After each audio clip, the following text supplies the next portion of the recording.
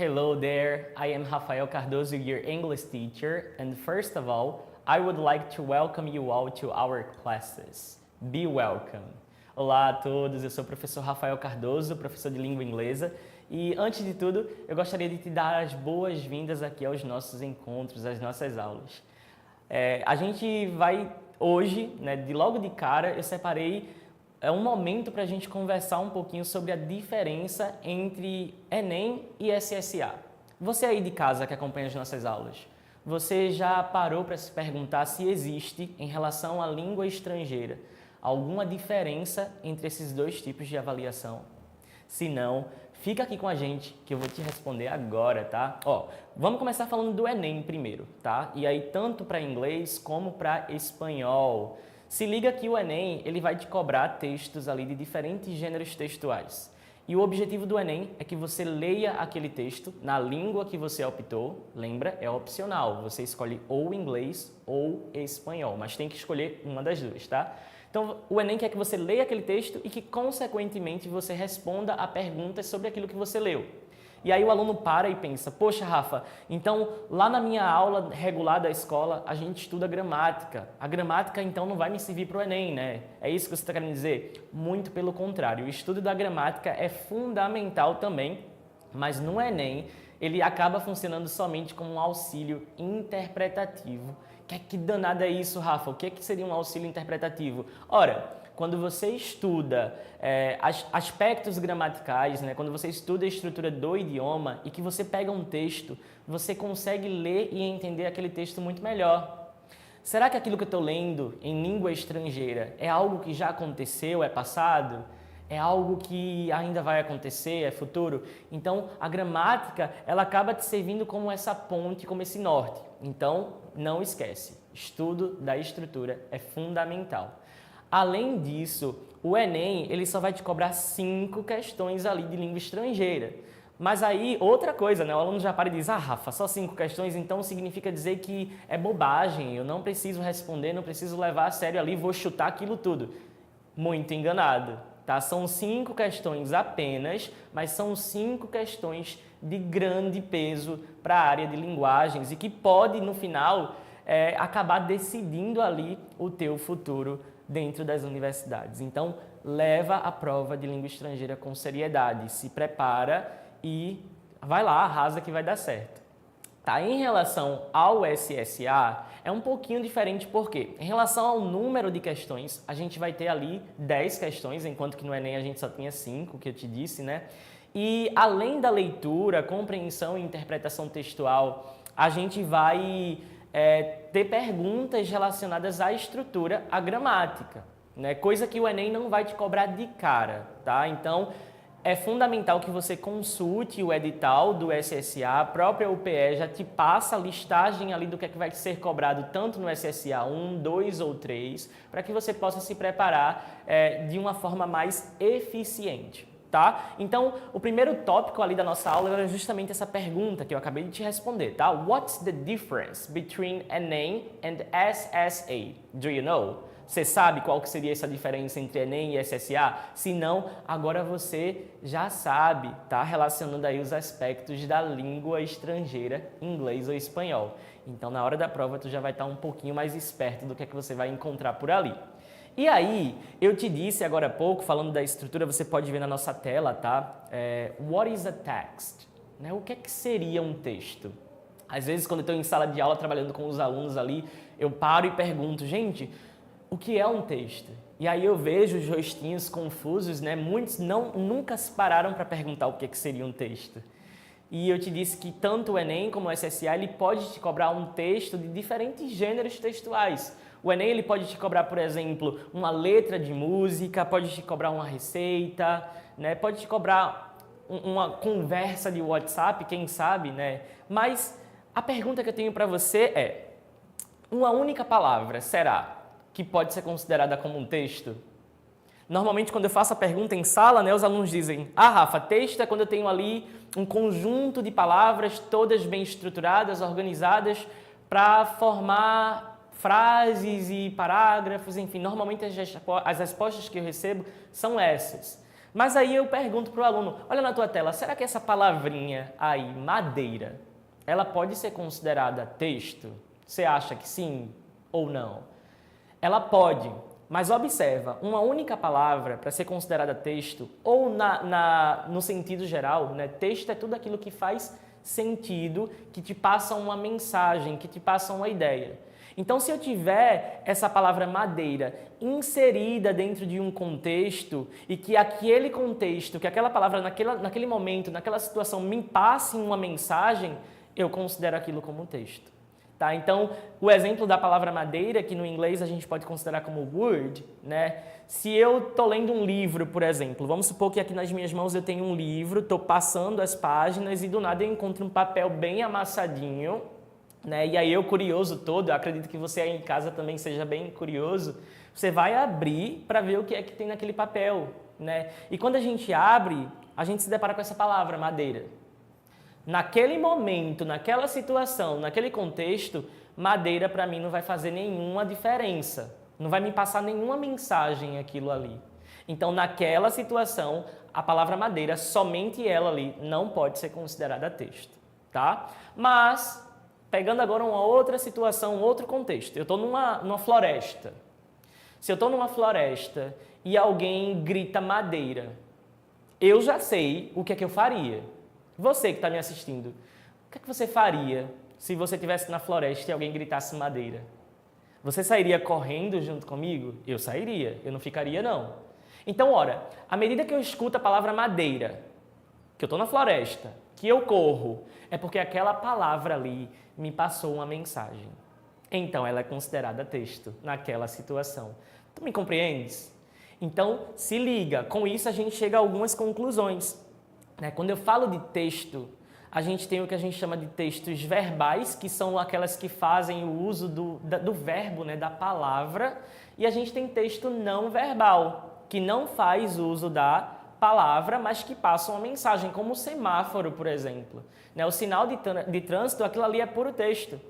Quando eu vejo que ele está vermelho, eu paro o meu carro. Quando eu vejo que ele está verde, eu sigo em frente, eu ando. Então, aquilo ali é texto porque está me passando mensagem, mas ali é um texto que não faz uso da palavra, tá? Então, se liga, no Enem, o Enem é bem malicioso, o SSE também, porque às vezes ele coloca textos enormes e às vezes, em contrapartida, coloca somente uma tirinha, uma charge, coisa bem básica para que você leia. Mas esteja preparado. Ali na tua prova, quando você abrir o seu caderninho, você vai encontrar diferentes textos de diferentes gêneros textuais, tá? Avançando aqui na nossa tela, time for precious tips.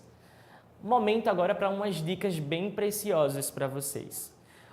Na hora da resolução da tua questão, do Enem, 5 questões apenas, você lembra disso, né? A questão do gerenciamento do teu tempo vai ser extremamente importante. No dia de linguagens lá, você vai responder a várias questões, não somente as 5 de inglês ou de espanhol, além da redação. Então, o fera que está se preparando muito bem, ele sabe que deve gastar em média ali para cada questão da prova 3 minutos no máximo. Ele não pode estar o tempo todinho ali tentando ler, reler várias vezes sem entender nada. Se não entendeu nada, minha gente, avança para a próxima questão. E como eu te disse, você pode esperar textos enormes na tua prova ou textos muito curtos, né? Mas aí, a dica é a seguinte. Em relação ao Enem, a tua questão, o enunciado, vai estar escrito em português. E isso já vai te ajudar bastante, porque mesmo sem ler o texto de cara inicialmente ali, se você for diretamente para o enunciado, você já vai ter uma ideia legal do que é que o texto está querendo. E aí, depois que você leu todo o enunciado que vai estar na língua portuguesa, repito, você volta para o texto, mas aí você volta para o texto não para fazer uma leitura detalhada, você não tem tempo para estar lendo o texto de cabo a rabo, do começo ao fim. Você vai fazer uma leitura mais específica. Rafa, mas como é que eu sei como é que eu tenho que fazer essa leitura específica? Ora, você inicialmente já leu o enunciado.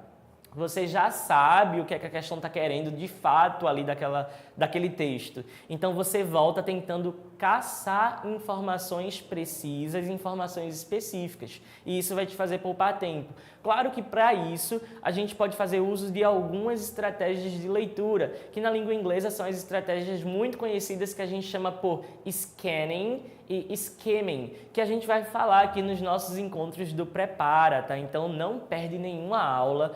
Já ativa sininho, já fica ligado para quando chegar novos encontros. E lembrando, não é somente para a língua inglesa, outros componentes curriculares você vai encontrar por aqui com a gente também, para que você se prepare bem legal, tá? Então, primeira dica que eu dei para vocês é, vai direto para o enunciado, procura saber o que o enunciado quer, depois você volta para o texto para fazer uma leitura mais específica, caçando as informações do enunciado, tranquilo? Avançando, para te ajudar ainda mais, a gente começa agora a falar sobre phrasal verbs, que é o assunto de fato da nossa aula de hoje, tendo já falado um pouquinho aí da diferença do esquema entre Enem e SSA. Phrasal verbs é o seguinte, ó. What is a phrasal verb? O que é que seria isso? Que assunto é esse? Como é que ele pode me ajudar? Como é que ele pode me atrapalhar lá na hora que eu estiver lendo o meu texto, tentando interpretar e compreender melhor aquilo? Phrasal verbs é quando eu tenho um verbo da língua inglesa, só que esse verbo ele não vai estar sozinho, ele vai estar acompanhado sempre por uma partícula, e essa partícula ela pode ser ou um advérbio ou uma preposição, como você pode verificar aí na sua tela, tá certo? E aí, Rafa, o que acontece quando esse meu verbo ele está acompanhando essa partícula, esse advérbio ou essa preposição?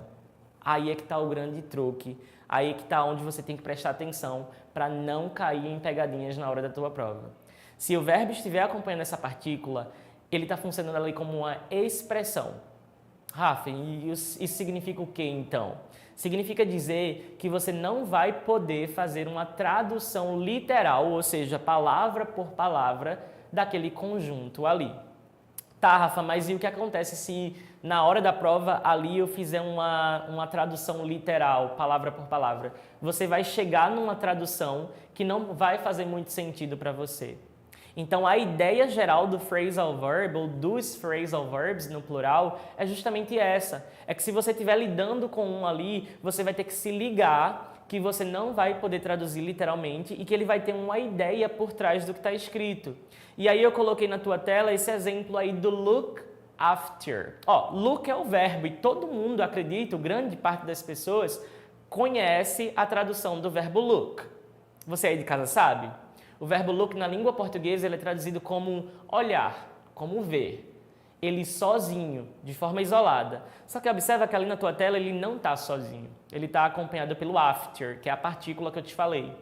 E aí se eu fosse fazer uma tradução literal do look after, o que é que significa isso literalmente falando? Olhar, after significa depois. Ah, Rafa, então quer dizer que look after significa olhar depois? Nada disso. Tem uma ideia por trás aí. E look after significa, pasmem, quem não conhece ainda, quem não lembra, significa cuidar, tomar conta, vigiar. Então, se eu sou pai, por exemplo, tá? E aí eu tô saindo de casa e digo pro irmão mais velho, ó, tô precisando sair, por favor, look after your brother. Look after your brother. Toma conta do teu irmão, cuida dele, tá? Então, olha o perigo que isso pode ser na hora da tua avaliação. Por isso que eu já decidi começar com esse assunto, que inclusive é um dos assuntos mais temidos ali por estudantes brasileiros de língua inglesa. Não pela função, pela ideia do assunto, porque a ideia é muito fácil, vou até repetir para que você fixe melhor. A ideia do assunto é, eu tenho um verbo, esse verbo ele vai acompanhar uma partícula, que pode ser um advérbio ou uma preposição, e que quando ele está acompanhando essa partícula, ele vai ter um sentido por trás, uma tradução por trás do que está escrito ali no teu texto. Isso é fácil de saber. Mas torna-se difícil e torna-se o assunto mais temido de língua inglesa. Por quê? Porque a gente tem diversos phrasal verbs na língua inglesa. Diversos. E aí, Rafa, qual a regra para aprender isso? Infelizmente, gente, não tem regra. É você se acostumar, é você saber que eles existem e internalizar isso. É muita prática, é muita leitura. Isso vai te ajudar, mas isso pode te atrapalhar se você não tem conhecimento.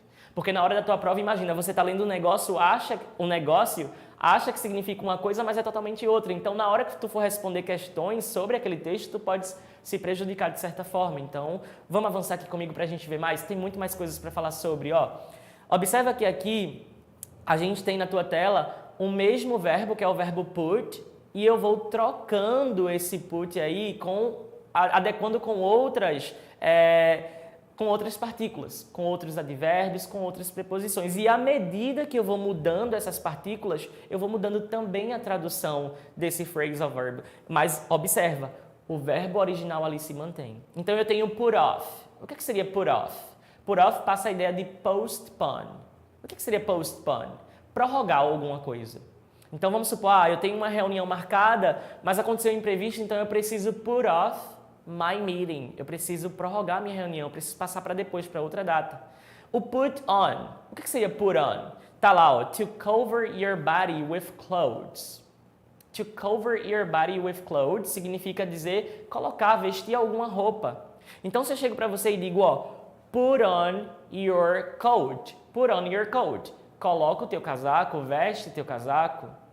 Put back. Put back passa a ideia de to return something to its original place. Ou seja, colocar alguma coisa de volta no seu local de origem. Então, por exemplo, esse controle que está na minha mão, eu peguei na mesa ali. Quando terminar a aula, eu vou ter que devolver esse controle para a mesa onde ele estava. Então, é o put back, tá? E o put away significa lá, ó, to put something in its original place. Colocar, não é a ideia do devolver, mas colocar alguma coisa no seu local original. Então tem essa diferença de colocar e devolver, tá? Avançando aqui na tua tela, você pode verificar comigo uma sigla de atenção. Por que, Rafael? Qual que seria essa atenção? Some phrasal verbs have more than one meaning. Então, para complicar um pouquinho mais a tua vida, mas não se desespera não, viu? A gente está aqui para te ajudar. Um único phrasal verb pode ter mais de uma tradução, mais de um significado. Como, por exemplo, na tua tela, ó, o keep on. Observa que ele vai ter duas traduções possíveis ali. O keep on, ele pode passar a ideia de to continue, que seria continuar com alguma coisa. E pode passar também a ideia do not to remove something, ou seja, não tirar alguma coisa do lugar. Deixar lá, permanecer lá. Certo? E, Rafa, mas como é que eu vou saber? Como é que eu vou chegar na possível tradução? Contexto. A situação. Lembra, contexto é fundamental. Fundamental. Certo? Outro exemplo, take off ali, ó. Take off eu coloquei só duas traduções, mas ele tem mais de duas traduções. O take off ele pode passar a ideia de remover, de sair. Quando eu falo de, por exemplo, um avião, eu digo que o avião vai take off, vai decolar. Mas o take off ele pode passar a ideia de tirar também. O put on seria a ideia de colocar, né? Colocar roupa, enquanto que o take off é tirar o casaco, take off your coat. Pode passar a ideia de desconto, pode passar a ideia de fugir. Então, olha a complexidade da coisa, certo? Os verbos frasais, como você pode ver na tua tela, eles podem ser transitive or intransitive. O que seriam verbos frasais transitivos ou intransitivos? Transitivos, você acredita que você lembre lá da sua aula de língua portuguesa, do fundamental, você começou a falar sobre transitividade lá no fundamental, né? Verbos frasais transitivos são aqueles que vão exigir um objeto. Como take off, por exemplo. Take off é um verbo frasal transitivo. Por quê? Porque take off significa tirar. Uma das possíveis traduções que a gente viu agora há pouco. Mas quem tira, tira alguma coisa, né? Tirar o quê? Tirar o casaco? Casaco aí é o nosso objeto. Então, nesse caso, é um verbo frasal transitivo. Já os verbos frasais intransitivos são aqueles que não exigem objeto. Beleza? Outro exemplo de transitivo aí, né? Quando eu digo turn on, por exemplo, turn on seria ligar alguma coisa, enquanto que o turn off é desligar. Mas quem liga e desliga alguma coisa, não é? A TV, o computador, a câmera, o celular. Então, esse aí é outro exemplo de verbo frasal transitivo. E aí, os verbos frasais, aqui na tua tela, ó, os verbos frasais transitivos, eles podem ser separados Como assim separados, Rafa? Eu posso colocar o objeto ali no meio do verbo e da tua partícula. Como, por exemplo, take off your coat. Take off é o verbo frasal, correto? Your coat é o objeto, porque quem tira, tira alguma coisa. Your coat, seu casaco.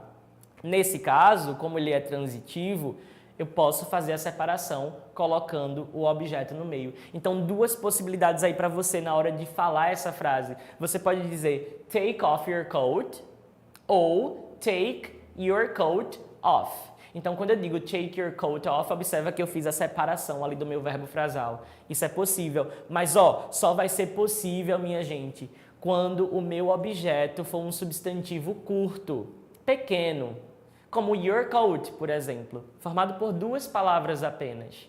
Se for pequeno, você faz essa separação. Agora, Rafa, se o meu verbo frasal tiver um objeto e esse objeto for um substantivo, e for um substantivo muito grande, muito longo, formado por 4 ou mais palavras, não faz a separação.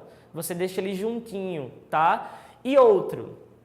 Existe um caso onde os verbos frasais eles devem obrigatoriamente ser separados quando o teu objeto for um pronome. Observa aqui na tela, quando o objeto for um pronome, obrigatoriamente há essa separação. Exemplo, I took it off. Correto, porque eu coloquei o it, que é o pronome ali no meio, separando o verbo frasal. Mas no de baixo é incorreto, porque eu não fiz essa separação.